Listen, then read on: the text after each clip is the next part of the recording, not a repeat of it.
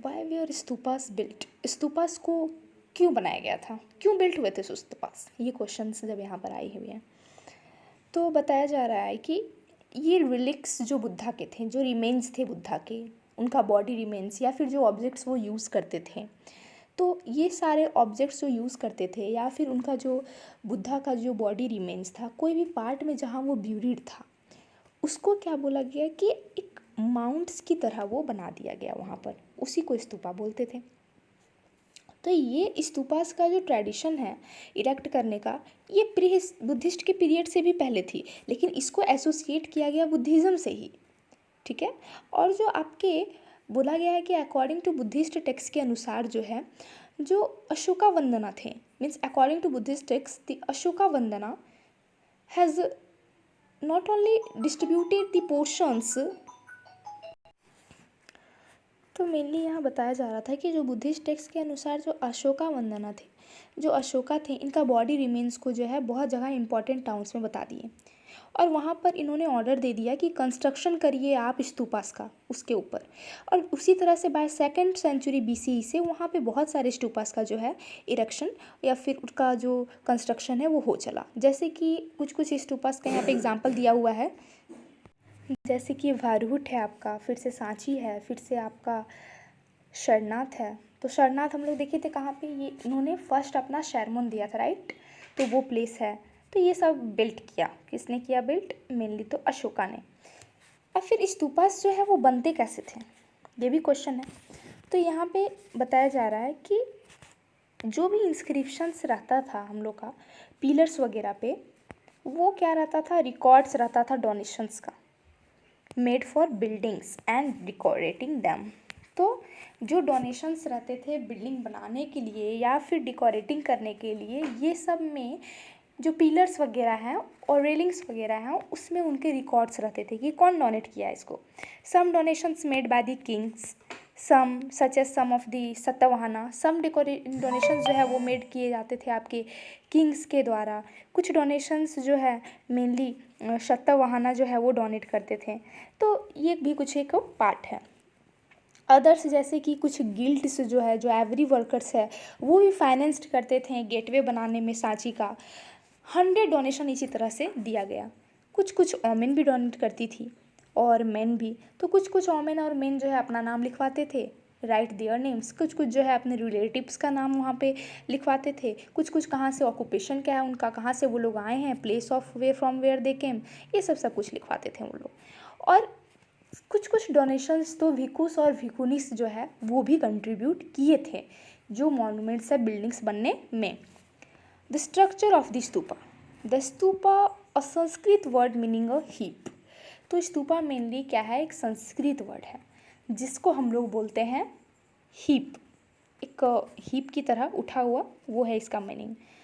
तो 2 स्तूपास को यहाँ पर दिखाया गया है। एक स्तूपा तो है जो simple semi circular mound of earth है, जो सिंपल सेमी सर्कुलर है माउंड ऑफ अर्थ में। जैसे कि यहाँ से अगर दी बेटर एग्जांपल आप समझेंगे, ये जो दिखाया जा रहा है कि सिंपल सर्कुलर माउंड है अर्थ का और माउंड ऑफ ऑन अर्थ है, ये वाला स्ट्रक्चर मेनली यहाँ बात किया जा रहा है।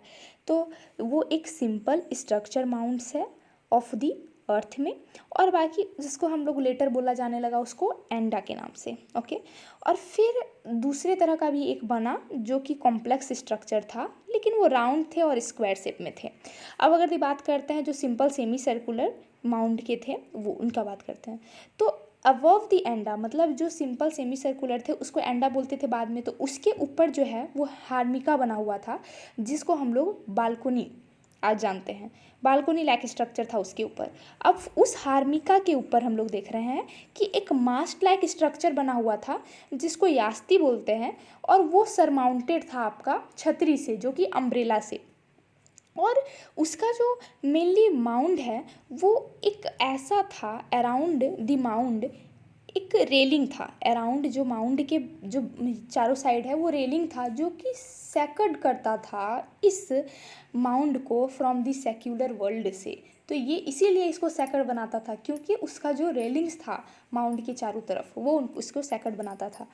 और फिर जो हम लोग पहले देखे जो सम ऑफ दीज जो कॉम्प्लेक्स था और राउंड और मतलब कि आपका रेक्टेंगुलर शेप्स का था, उसकी बात अगर भी करें तो फिर नीचे पढ़ेंगे। यहाँ बताया जा रहा है कि द अर्ली स्टूपास जो थे सांची और भरहुट में वे are plain except for the stone railings which resembled a bamboo or wooden fence, and the gateways which are richly carved and installed at the four cardinal points.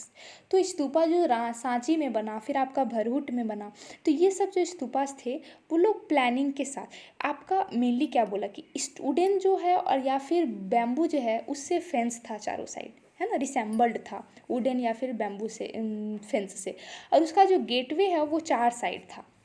और जो एस्टर्न गेटवे है वहाँ से जो आपके वर्शिपर्स थे वो enter करते थे और वो लोग क्लॉकवाइज डायरेक्शंस में घूमते थे और माउंट को अपने राइट में रख के क्लॉकवाइज डायरेक्शन घूमते थे। और उसके बाद फिर यहाँ पर कुछ ऐसे इलाबोरेटली कार्व्ड शेप्स की जो आपके ऐसे टाइप के जो भी स्कल्पचर्स थे, जैसे कि एलोबरेटली जो कार्व्ड था उसमें एक आपका अमरावती है और दूसरा आपका शाहजी की देरी इन पेशावर पाकिस्तान में है, वो ये 2 स्तूपा हैं, ये भी दिखाया गया है। Discovering stupas the fate of Amaravati and Sanchi. तो स्तूपास का डिस्कवरी किस तरह से हुआ अब ये जानना है। तो ये एक स्टोरी है कि इन 1796 में a local raja who wanted to build a temple, जो कि टेम्पल बनाना चाहता था, कहाँ पर मेनली बोल सकते हैं, जो कि र्यून्स था स्तूपा एट अमरावती, जहाँ पर अमरावती में एक स्तूपा बना हुआ था अमरावती में, उसी के ऊपर वो बनाना चाहते थे टेम्पल। तो उनका जो है वो एक, जब वो बना रहे थे तो उस टाइम में उन्हें ऐसा लगा जैसे कि स्टम्बल्ड हुआ है, उसका र्यून जो था स्तूपा का वो उनसे उस कुछ चीज़ से टकराया, तो वो सोचे कि नहीं ये स्टोन जो है उसको हम यूज़ कर लेंगे बनाने में। He wanted to use that stone after that but treasure buried in what seem to be a hill. तो वो लोग सोचते थे कि जो भी इसके अंदर ट्रेजर है, जो सब कुछ कीमती चीज़ें हैं, वो सब क्या होगा कि हम लोग के ही काम आएगा। बहुत सारे सम ईयर्स बाद क्या हुआ, ब्रिटिश ऑफिशियल्स जो थे जैसे कि कॉलिन मैकेंजी थे, हम लोगों ने चैप्टर 7 में भी पढ़ा कि जो कॉलिन मैकेंजी जो है वो मेनली क्या करते थे कि विजिटेड किए इस साइट को और उन्होंने बहुत सारे सेवरल पीसेस जो है यहाँ से स्कल्पचर्स के वो ड्राइंग ऑफ दम बनाए और वहाँ से डिटेल्ड ड्राइंग बनाए, बट उसका रिपोर्ट जो है वो उन्होंने पब्लिश नहीं कर पाया। तो कॉलिन मैकेंजी जो आपके ब्रिटिश ऑफिशियल थे उन्होंने बहुत ज़्यादा डिटेल ड्राइंग बनाया इन सारे स्कल्पचर्स के ऊपर, पर उनका रिपोर्ट कभी पब्लिश नहीं हुआ। 1854 में जो है आपके वाल्टर एलियट जो कमिश्नर थे आपके गुंटूर के, जो अभी आंध्र प्रदेश में है, वो भी विजिटेड किए अमरावती में और उन्होंने बहुत सारे स्कल्पचर्स और पैनल्स जो है वो ले गए मद्रास। उसी तरह से जो है जो भी आपके आते थे फिर से जो भी आपके आते थे ब्रिटिश ऑफिशियल्स वगैरह, वो सेम चीज़ अपनाते थे कि take away the sculptures from that, क्योंकि उनके जो प्रीवियस ब्रिटिश ऑफिशियल्स थे उन्होंने सेम चीज़ें की होती थी, इसीलिए वो लोग भी सेम चीज़ करते थे। उसके बाद फिर क्या हुआ कि अमरावती को जो है एक मेनली तो वहाँ पे समझे जाने लगा आर्कियोलॉजिस्ट वगैरह कि ये एक इम्पॉर्टेंट और एक बहुत बड़ा स्तूपा यहाँ पर अमरावती में एवर बिल्ट हुआ होगा। 1850 में ऐसा होने लगा कि उसके बाद जो है अमरावती का स्तूपा का जो भी र्यून्स है वो बहुत बहुत जगह लेके जाने लगे, जैसे कि बंगाल एट कलकत्ता में जाने लगे, फिर वो लोग मद्रास में, लंदन में, इंडियन ऑफिस में, हर जगह लेके जाने लगे। तो इस तरह से उसका जो है र्यून्स और पूरी तरह से वो अपना ग्लोरी को खो दिया। आगे देखते हैं। तो जिस तरह से बोले कि न्यू ऑफिशियल्स भी जो है वो सेम काम करते थे क्योंकि अर्लियर वाले ने वो चीज़ किए होते थे, बट एक न्यू डिफरेंट ब्रिटिश ऑफिशियल आए जिनका नाम था एच कॉले। वो जो थे मेनली उन्होंने ऐसा बोला कि नहीं कि आप जो लेके जा रहे हैं ये सब सारी चीज़ें र्यून्स जो है अमरावती का, तो ये तो मेनली सीम्स होता है ऐसा कि सुसाइडल है और इंडिस्पेंसिबल पॉलिसी है जो कि अलाउ कर रही है कंट्री को to be looted of original work of the ancient work.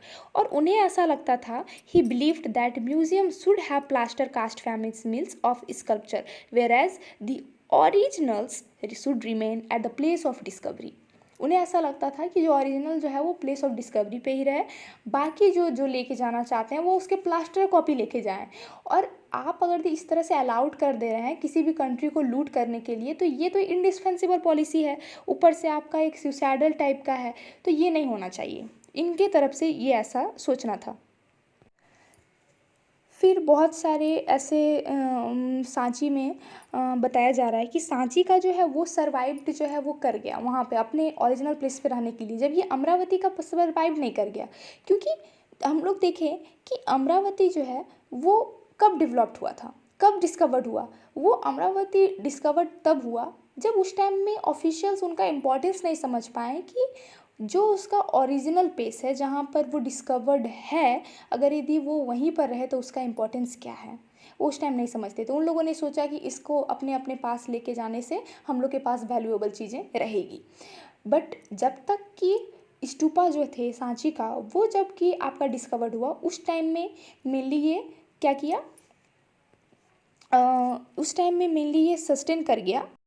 तो उस टाइम में मेनली ये सस्टेन कर गया अपने प्लेस पे रहने के लिए, क्योंकि वहाँ पर तो हम लोग उस टाइम में देखा था कि वाइज डिसीजंस तो थे वहाँ के रूलर्स का, उन लोगों ने ऐसे किया। फिर वो लोग भी कंप्रोमाइज़ कर लिए कि चलो नहीं लेके जाना है। ऊपर से जो आर्कियोलॉजिकल सर्वे ऑफ इंडिया थे, उन लोगों ने भी दिखाया कि इनका जो इम्पोर्टेंस है वो वहीं रहने से, उन लोगों ने दिखाया कि किस तरह से वो प्रिजर्व्ड रहे। पर यहाँ ऐसी चीज़ें नहीं थी, यहाँ उसको अलाउड कर दिया गया सारे ब्रिटिश ऑफिशियल ने कि आप इसे लूट कर लीजिए और लेके चले जाइए। तो इस टाइम में उसका इंपॉर्टेंस नहीं हुआ। ऊपर से टाइम पीरियड में भी डिफरेंस था, क्योंकि वो 17th सेंचुरी में डिस्कवर्ड हुआ था और ये 18th सेंचुरी में।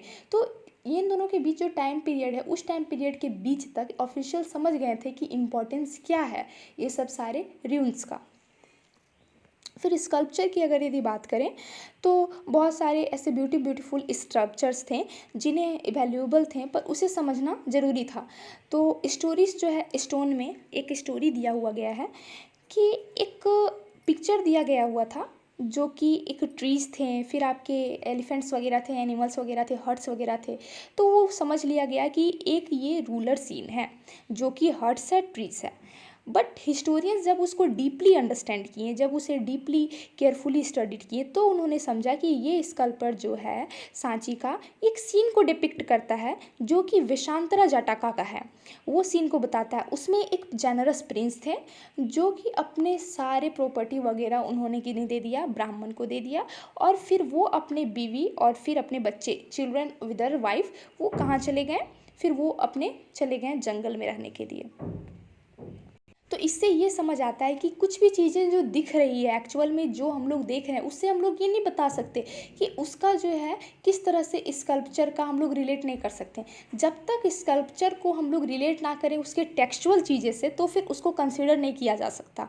और ट्रेडिशंस अगर दी बुद्धिस्ट ट्रेडिशन को अगर यदि हम लोग कंसिडर ना करें, उसे ना पढ़ें, तो फिर ये सब चीज़ें इसी टाइप की स्टोरी में हम लोग समझ पड़ेंगे। The symbols of worship, symbols of worship जो है बहुत तरह की थी। जैसे कि आर्ट हिस्टोरियन ने क्या बोला कि वो लोग अगर यदि फैमिलियर नहीं होते हैजियोग्राफी से बुद्धा का, तो वो लोग बुद्धिस्ट स्कल्पचर कैसे समझते। तो उसके लिए उन लोगों को उस सब चीज़ों से फैमिलियर होना पड़ा। और हैजियोग्राफीज़ की तरफ पे ही हम लोग को पता चला कि बुद्धा जो है वो अटेंड किए थे एनलाइनमेंट कहाँ पर, बोध गया में, जब वो मेडिएट कर रहे थे अंडर अ ट्री।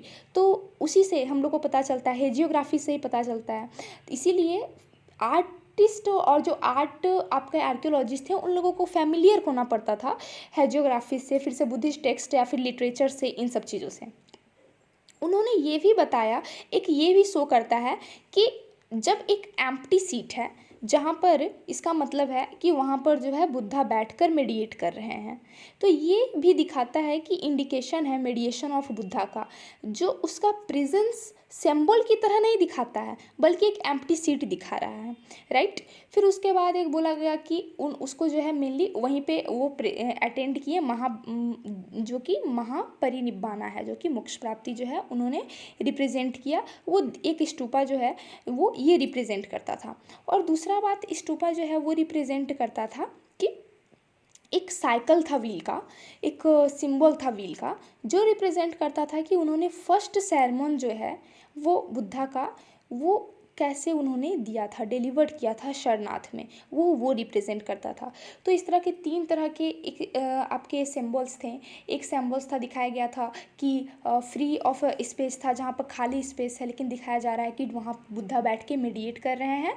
और एक स्पेस था जहाँ पर दिखाया जा रहा था कि उन्होंने जे महापरिनिब्बाना जो उन्होंने अटेंड किया। और तीसरा जो उन्होंने फर्स्ट सेरेमन दिया था अपना सारनाथ में, वो दिखाया जा रहा था। तो 3 तरह के यहाँ पे सिंबल्स दिखाए गए। फिर आगे बहुत सारे सिंबल्स दिखाए गए, जैसे कि आप बोल सकते हैं कि वो कि आप किसी भी स्कल्पचर को डायरेक्टली इस तरह से अंडरस्टूड नहीं कर सकते।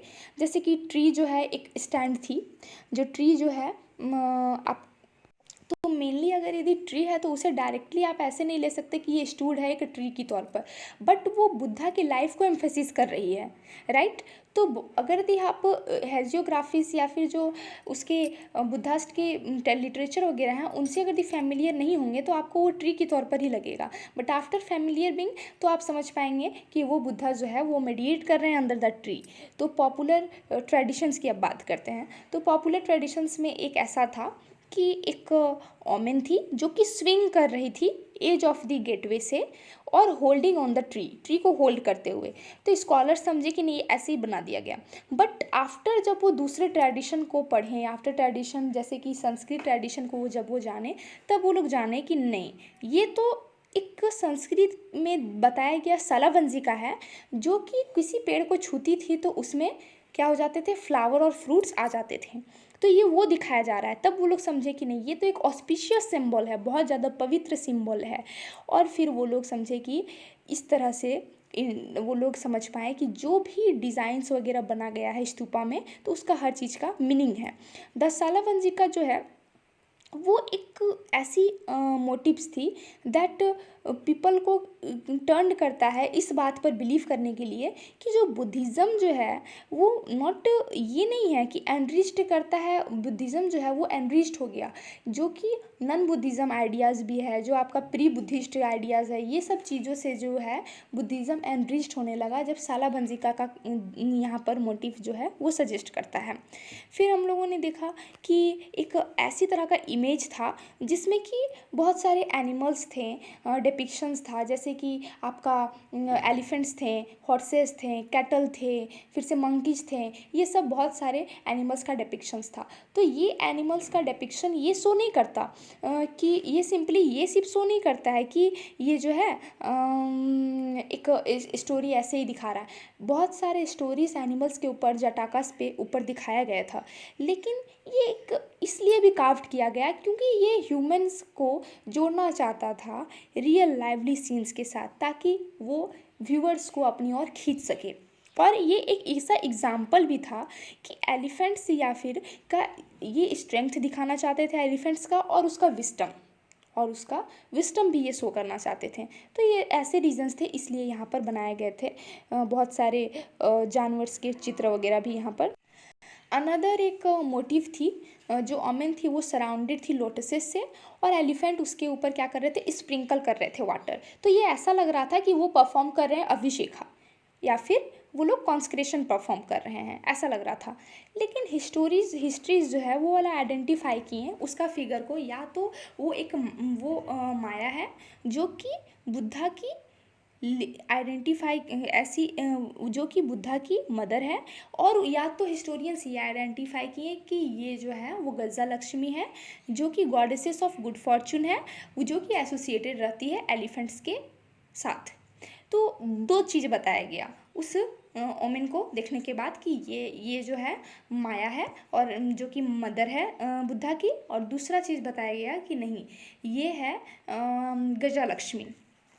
दूसरी बात, जब वहाँ पे देखने लगे कि सरपेंट भी था, तो सरपेंट बहुत सारे पिलर्स में वहाँ पे बनाए हुए थे। तो मेनली जेम्स फर्गुसन जो है वो अर्लीस्ट मॉडर्न आर्ट हिस्टोरियन थे। तो वो जब वहाँ पर गए तो उन्होंने सोचा कि सांची जो है सेंटर है ट्री का और फिर सरपेंट वर्शिप का। बट वो ऐसा क्यों समझे, क्योंकि उन्होंने जो है बुद्धिस्ट लिटरेचर को बहुत अच्छे तरीके से नहीं जाना था, बायोग्राफीज़ जो है वो नहीं पढ़े हुए थे, इसीलिए उन्होंने ऐसा समझ लिया। तो ये इम्प्रेशन जो है, कंक्लूजन जो है, आप इमेज को देख के डायरेक्टली नहीं निकाल सकते। पहले उसके टेक्स्ट को पढ़ने के बाद और उसके बाद फिर उसका इंक्लूजन को आप निकाल सकते हैं। कुछ कुछ तो ऐसे थे जो कि टेक्सटुअल में भी नहीं दिए हुए थे, जैसे कि वहाँ पे हम लोगों ने देखा एनिमल्स वगैरह जो थे वो टेक्सटुअल में नहीं थे, बट ऐसा समझा गया कि उसे इसलिए दिखाया जाता होगा क्योंकि वो रिलेट करे ह्यूमंस को लाइवली थिंग्स से और अट्रैक्ट करे अपनी ओर, और या फिर वो एलिफेंट का जो स्ट्रेंथ है या फिर उसका विजडम है वो उसको दिखाए। फिर यहाँ पे न्यू रिलीजियस ट्रेडिशंस। तो न्यू रिलीजियस ट्रेडिशंस की अगर बात करें तो डेवलपमेंट ऑफ महायाना और बुद्धिज़्म कैसे डेवलप हुआ। तो यहाँ हम लोग देखें कि जो आपके बुद्धा थे वो एनलाइटमेंट पाए अंडर अ ट्री में, और उन्होंने निब्बाना अटेंड कर लिया। तो उन्हें कैसे बनाया, निब्बाना जब उन्होंने अटेंड किया तो उन्हें द आइडिया ऑफ जो सेवियर है वो एमर्ज होने लगा, वो बढ़ने लगा, और उन्हें सेल्वेशन की तौर पर देखा जाने लगा कि यही जो है, यही हम लोगों को सारे जो फोर्सेस हैं इविल्स के, उनसे यही जो है हम लोगों को मुक्ति देंगे। और सेवियर की आइडिया इसलिए डेवलप होने लगा क्योंकि यही एक पहले थे जिन्होंने एनलाइटमेंट किया था अपने सेल्फ एफर्ट के ऊपर। तो इसलिए इनका जो आइडिया जो सेवियर का था वो बढ़ने लगा था। तो ये जब चीज़ें होने लगी तो फिर मेनली बोधिसत्ता का जो आइडिया था वो भी सिमुलेटेशनली क्या होने लगा, डेवलप्ड होने लगा। तो बोधिसत्ता में मेनली क्या होता था कि पीपल जो थे वो डीपली कंपेंसनेट रहते थे, ताकि वो लोग जो है अपने मेरिट के थ्रो पर, अपने एफर्ट की थ्रो पर वो लोग क्या अटेंड कर पाए, वो लोग मेरिट की तौर पर, अपने सेल्फ एफर्ट की तौर पर बहुत ज़्यादा कंपेशनेट तो थे, बट निब्बाना अटेंड करने के लिए नहीं बल्कि दूसरों को हेल्प करने के लिए। तो ये भी एक बोधिसत्ता का था। तो बहुत सारे जो पिक्चर्स थे बोधिसत्ता के और बुद्ध के, वो सब क्या करने लगे, वर्शिप करने लगे। कुछ दिन इम्पॉर्टेंट बन गया ट्रेडिशन उन लोग का वर्शिप करने का, इमेज का। तो ये जो थिंकर्स थे, जो वर्शिप करने का इमेज का जो थिंकिंग था, ये किसका था, महायाना का था, राइट। और उसको लिटरली हम लोग बोलते हैं ग्रेट व्हीकल।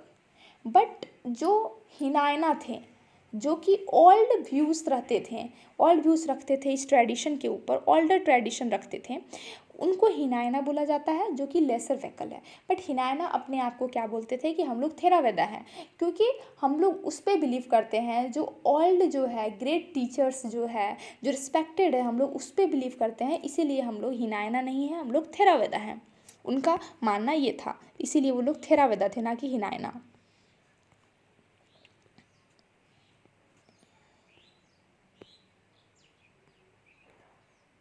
एक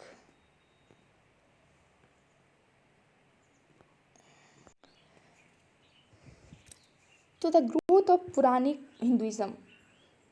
तो ये जो ग्रोथ है पुरानिक हिंदुइज्म का, ये सब जो बिलीव्स था वर्शिप करने का, या फिर डीटी को, या फिर जो सेवियर का थॉट था, ये यूनिक नहीं था हिंदुइज्म के लिए या फिर बुद्धिज़्म के लिए, क्योंकि उसके पहले भी बहुत सारे ऐसे थॉट्स थे जिसको वर्शिप करते थे। हिंदुइज्म में ये सब चला आ रहा था, जैसे कि वैष्णविज्म थे कि एक फॉर्म ऑफ विष्णु है जिसका पूजा होता था।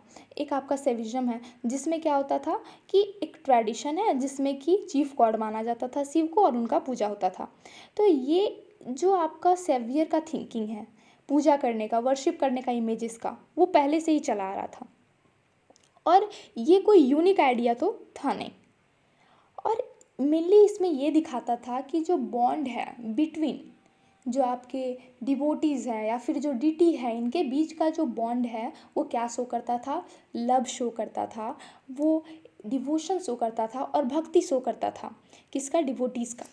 और अगर हम बात करें फिर इन केस ऑफ वैष्णविज्म में, तो वैष्णविज्म में क्या होता था कि बहुत सारे इनकारनेशंस होते थे, बहुत सारे अवतार्स होते थे, जैसे कि 10 अवतार थे विष्णु के, और सारे अवतार्स जो थे जैसे कि कृष्णा थे, ये सब सारे अवतार थे, और ये अवतार इसलिए लेते थे ताकि ये क्या कर सकें, वर्ल्ड को बचा सकें। कब, जब उसके ऊपर डिस्ट्रक्शन आए, डिसऑर्डर आए, जब थ्रेटेंड हो वो, तब फिर उस टाइम में, क्योंकि देर वहाँ पे डोमिनेंस था एविल पावर का, बुरी शक्तियों का, उससे वो बचा सकें। और तो और सारे जितने सारे अवतार्स थे, जितने सारे लोकल डिटीज थे, सबको एक सिंगल से फॉर्म में कनेक्ट किया जाता था विष्णु से, ताकि जो है वो क्रिएट कर सकें ए यूनिफाइड रिलीजियस ट्रेडिशन को। इसलिए वो सबको एक फॉर्म का विष्णु का से कनेक्ट करते थे। फिर यहाँ पर बोला जा रहा है कि जो जैसे कि अदर डिटीज़ भी थे, जो कि शिवा थे, उनको एक लिंगा के तौर पर भी सिंपलाइज्ड किया गया, जबकि वो लिंगा के तौर पर ही नहीं बल्कि वो ह्यूमंस फॉर्म में भी रहते थे, बट फिर भी उन्हें लिंगा के तौर पर भी कॉम्प्लाइज्ड किया गया। एक कॉम्प्लेक्स्ड सेट ऑफ आइडियाज़ जो भी हम लोग देखते हैं, रिप्रेजेंटेशन जो है, जो भी हम लोग देखते हैं, जैसे कि डिटीज़ का क्या एट्रीब्यूट्स है, डिटीज़ का क्या है, तो वो सब हम लोग कैसे जानते हैं। तो जो रिप्रेजेंटेशन जो है कॉम्प्लेक्स सेट ऑफ आइडियाज़ का अबाउट डिटीज़ और उन लोग का एट्रीब्यूट्स का, वो हम लोग कैसे जानते हैं। Their way of their posture sitting, whatever the weapons or the auspicious objects held on the hand of the deity. After that, their heads dresses and after that आयुध्यास। तो ये सब सारी चीज़ें जो हैं इनसे पता चलता था कि वो लोग कैसे एट्रीब्यूट किए हैं, और जो डीटी है उसका नेचर क्या है, और वो डीटी किस चीज़ के लिए है, तब हम लोग को इससे पता चलता था। To understand the meaning of this sculptures, historians have to be familiar with the stories behind them. तो ये सब चीज़ें समझने के लिए हिस्टोरियंस को फैमिलियर होना पड़ता था, जबकि डिटीज़ वगैरह का जो चीज़ें हैं वो सब कहाँ लिखी हुई थी, पुराण्स में, जो कि बनाया गया था, कंपाइल्ड था ब्राह्मण्स की द्वारा। तो वो सब चीज़ें उन लोगों को समझने के लिए ये ज़रूरत थी कि वो फैमिलियर हो जाएं पुराण्स के तरह पे। तो जो भी स्टोरीज थी गॉड एंड गॉडेसेस की, वो जनरली संस्कृत सिंपल लैंग्वेज में वर्ड्स में लिखी जाती थी, और इसका मतलब ये था कि वो लोग जो हैं जनरली मिंट होते थे कि वो लोग अलाउड में जोर से पढ़ें, सबबडी को, एवरीबडी, और ओमेन्स और जो आप बोल सकते हैं जो शूद्रास जो थे वो भी अलाउड थे वैदिक लर्निंग के लिए, जो कि वो लोग अलाउड नहीं थे एक्सेस टू वैदिक लर्निंग, बट इस टाइम में वो लोग सुन सकते थे। उसके बाद फिर यहाँ बोला गया कि बहुत सारे ऐसे पुराण्स में जो पीपल्स थे या फिर प्रिस्ट थे, मर्चेंट्स थे, ऑर्डिनरी मैन थे, ओमेन थे, वो क्या करते थे, वो जो इस तरह से हम लोग को पता चला कहानी पहले कि जितने सारे ओमेन थे, प्रिस्ट थे, मर्चेंट्स थे, वो एक प्लेस से दूसरे प्लेस घूमते थे और इस बिलीफ को क्या करते थे, शेयर करते थे, और इस बिलीफ को, आइडियाज़ को एक्सटेंड करते थे। इस तरह से उस टाइम में चलता था। जैसे कि एक कहानी है वासुदेवा कृष्णा का, जो कि एक इम्पॉर्टेंट डिटी थे, मेनली कहाँ के, मथुरा के, ठीक है। तो उसका वर्शिप जो है मथुरा में था, बट विद इन सेंचुरी क्या होने लगा कि उनका वर्शिप का जो है एक्सटेंड होने लगा, और फिर धीरे धीरे सारे स्टेट्स में जो है इंडिया में वो होने लगी। बिल्डिंग टेम्पल्स अगर दी बात करें तो हम लोग देख रहे हैं कि टाइम जिस तरह से स्तूपा जब बिल्ट हो रहा था, उसी टाइम में कहीं ना कहीं बहुत सारे टेम्पल्स भी बिल्ट हो रहे थे। एक स्मॉल आपका सबसे फर्स्ट स्क्वायर शेप्ड का एक रूम था जिसको गर्भगृह बोला जाता था। मेनली एक सिंगल डोरवे रहता था जहाँ से वर्शिपर एंटर करते थे और अपना जो वर्शिप्स करते थे इमेज को, तो उस टाइम में वो एक ऐसा था। फिर सेकेंडली क्या हुआ कि ये एक टॉल स्ट्रक्चर बन गया, और उसको बोला जाता था, क्या बोला जाता था, उसको शिखर बोला जाता था, और वो बिल्ट होता था सेंट्रल श्राइन के ऊपर में। तो टेम्पल्स जो थे कुछ दिन बाद जो है जैसे कि जैसे, तो वो लोग और ज़्यादा क्या होने लगे, एलाबरेट होने लगे, वो बहुत ज़्यादा जो है डेकोरेटेड होने लगे वॉल्स वगैरह। और फिर बाद में टेम्पल्स में के अंदर तो आपका असेंबली हॉल्स होता था, वाटर्स का सिस्टम जो था, आपका फैसिलिटीज़ था सप्लाइंग वाटर का, वो होता था। फिर ह्यूज वॉल्स होती थी, अरेंजमेंट होती थी, गेटवेज होता था। तो ये सब बहुत सारी चीज़ें कुछ दिन बाद होने लगा। सम यूनिक फीचर अगर दी बात करें टेम्पलिक के अंदर in the earliest time period, तो उस टाइम में क्या होता था कि एक hollowed out of the rocks होते थे, जिसको हम लोग बोलते थे, क्या बोलते थे, एक आर्टिफिशियल कैप बोलते थे। तो जो ट्रेडिशन था ऑफ बिल्डिंग आर्टिफिशियल कैप्स वो ओल्डर वन थी, बट जो न्यूअर जो थी, जो आपका अर्लीस्ट जो आया हुआ था, वो क्या था, मेनली बनाया गया था अशोका के द्वारा, और उन्होंने उस रिनाउंसर को दिया, और उन्होंने रिनाउंसर के लिए कंस्ट्रक्ट करवाए थे, जो कि आजीविका सेक्ट के अंदर आते थे। तो ट्रेडिशंस जो थे इवॉल्व हुए थे एवरी वेरियस स्टेजेस में। अब अगर बात करें 18th सेंचुरी में, तो 18th सेंचुरी में एक इंटायर टेम्पल था केदारनाथ में जो कि शिव का पूजा करता था। वहाँ पे ओनली शिव के नाम का सारा टेम्पल्स था। और एक कॉपर प्लेट इंस्क्रिप्शंस जो है वो रिकॉर्ड किए थे चीफ स्कल्प्टर जब वो कंप्लीट किए अपना टेम्पल एलोरा में, कि वो किस तरह से उन्होंने बनाया, oh how did I make it. तो उन्होंने एक कॉपर प्लेट इंस्क्रिप्शन में ये रिकॉर्ड किया था, चीफ स्कल्प्टर थे। कैन वी सी एवरीथिंग, क्या हम लोग सब कुछ देख सकते हैं। यहाँ ये बताया जा रहा है कि जो भी स्कल्पचर वगैरह है, जो आपका आर्टिस्ट है, स्कल्प्टर है, मशीन्स है, आर्किटेक्ट्स है, ये सब क्या चीज़ें किस तरह से बनी, क्या हुआ, वो क्या हम लोग देख सकते हैं। तो ग्रैपलिंग विद द अनफेमिलियर, जिस चीज़ों से हम लोग अनफेमिलियर थे उस तरह से। तो एक यूरोपियंस जो है वो स्कॉलर्स जो है वो फर्स्ट देखें कि गॉड और गॉडेसेस का मूर्ति जो था हम लोग का इंडिया में, उसको वो लोग बहुत ज़्यादा अनफेमिलियर थे, क्योंकि वो लोग अंडरस्टैंड नहीं कर पाए कि ये चीज़ है क्या आखिर में। क्योंकि जो भी वो लोग देखते थे स्कल्पचर्स को, वो लोग किससे वो लोग कंपेयर करते थे, वो लोग अपना एंशियंट ग्रीस से कंपेयर करते थे और उससे समझने की कोशिश करते थे, जिससे वो लोग फैमिलियर थे। वो लोग का सोच ये था कि जो भी इंडियन का स्कल्पचर है वो तो मेनली क्या है, वो इंडियन का स्कल्पचर जो भी हम लोग का है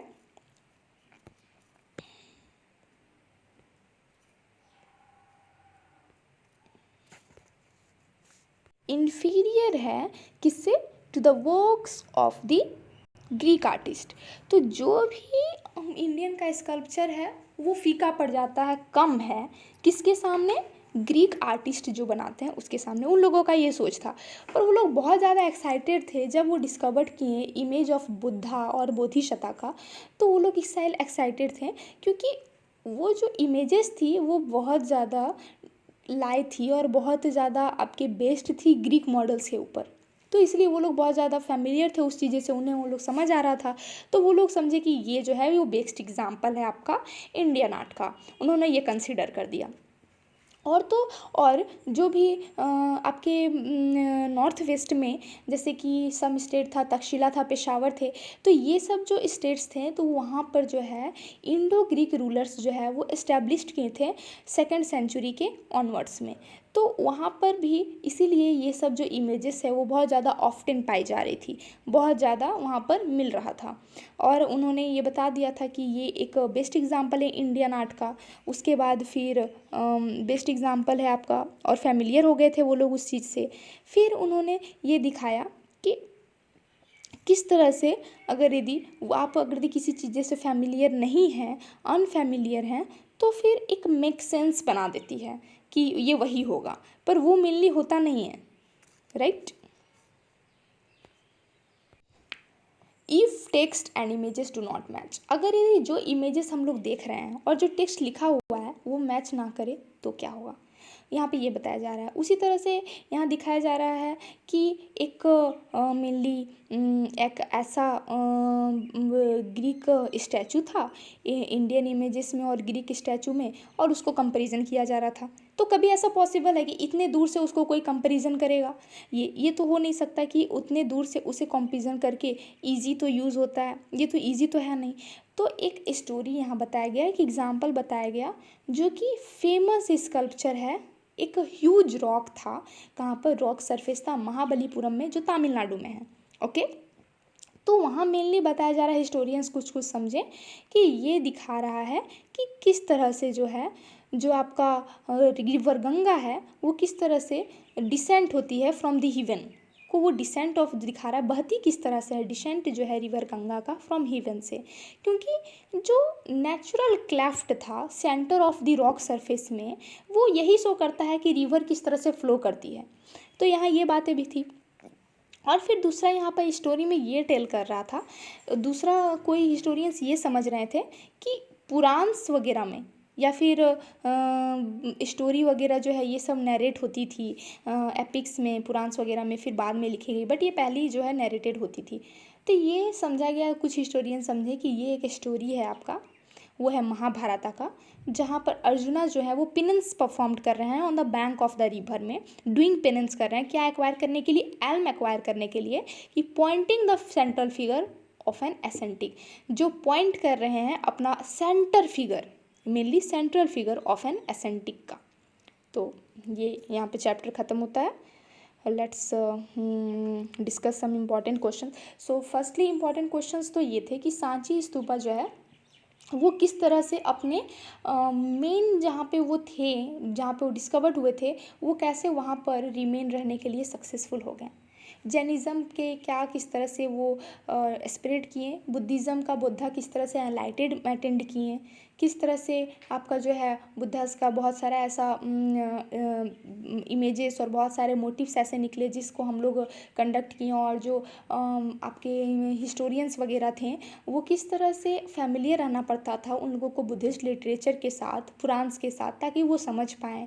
फिर हम लोगों ने देखा टेम्पल्स भी उसी टाइम बनने लगा था, स्टूपास वगैरह का, कि और उसके बाद फिर सिविज़्म और जैनिज़्म जो आपके वैष्णविज़्म वगैरह हैं वो सब भी हम लोगों ने देखा। फिर लास्टली यहाँ पे स्टूपास वगैरह का, और अमरावती में क्यों वो अटेंड नहीं कर पाएँ, और जो कंपैरिजन है इन दोनों के बीच में, ये सब देखें। फिर जो अमरावती का किस तरह से रूइंस वगैरह जो है वो अपना ग्लोरी खो दिया और फिर वो कभी भी सस्टेन नहीं कर पाया, ये भी हम लोगों ने देखा। So let's close the chapter.